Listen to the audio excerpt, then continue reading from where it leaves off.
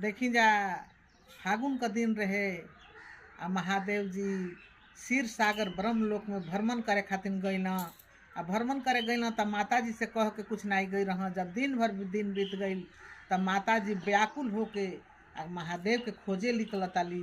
तो खोजे निकलताली तो नारद मुनि बाबा रास्ता में भेटा गए। तो कैसे कहताली कि रहिया देखत जब बीतल पूरा दीनावा खोजे हो चलली न माता भोला बौरा हवा खोजे हो चलली न माता भोला और भंगिया खोजे हो चलली न बाटक चलत नारद मुनि बटोहिया कने हो देखल न हमार भोला बौरा हवा कने हो देखल न देखली माता लक्ष्मी का लगिया बैठल हो रहल न तोहार भोला बौरा हवा बैठल हो रहल न। हर हर महादेव।